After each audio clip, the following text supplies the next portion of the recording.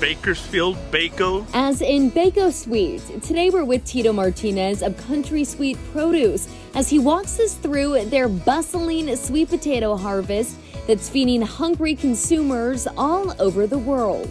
We actually start in December thinking about the fields where we're going to put them. Unlike a potato, we all know that if you cut a potato, you can put it in the ground and it'll actually grow a plant and actually produce potatoes. A sweet potato, you have to get the potato itself, put it in the ground, lay it flat, put dirt over it, and it'll shoot up sweet potato plants. And we'll actually cut the plant and then put it in the field, and then from there it'll make roots, and those roots will swell and become sweet potatoes. And with careful preparation and innovation, Bako Sweet has been able to expand their flagship crop into producing multiple varieties across more than 500 acres. On a consumption basis, whatever we actually produce on an acre versus other crops, sweet potatoes has the highest nutritional benefit than any other crop. Today, Bako Sweet is harvesting the Diane variety, otherwise known as a red sweet potato. Special equipment pulls each spud from the ground to be sorted and sized.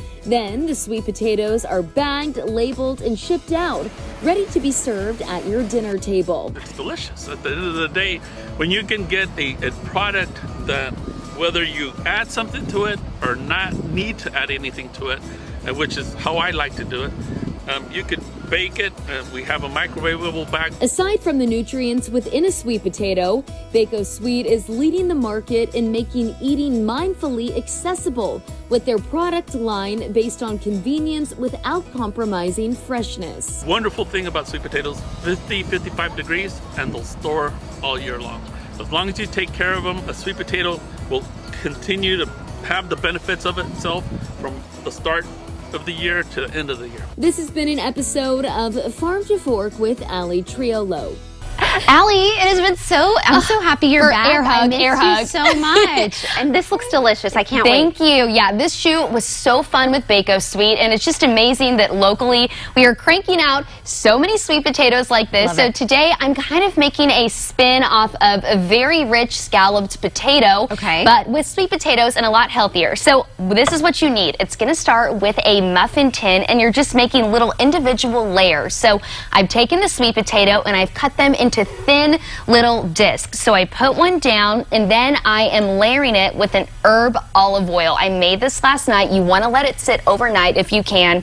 It is sage, it is rosemary, thyme, fresh garlic, salt and pepper. So easy, and this is going to really infuse those potatoes with that holiday flavor, especially the sage. Then I lay down some toasted pine nuts, and this is the key to letting out that flavor. Pine nuts are so buttery, but they are so good for you. They lower your cholesterol and even during the holidays, they are good for weight management. So finally, a little Parmesan cheese, and Parm is a great cheese to eat. It's lactose free, good if you're sensitive to dairy. So I just keep making these layers, and you want to cut your sweet potatoes, about the same size as the size of your muffin tin. This is very COVID friendly too because it's individual serving. So you can see that this is what a done one looks like, and then you fill up the whole muffin tin, set that oven to 400 degrees, bake it for, 10 to 20 minutes with foil on top.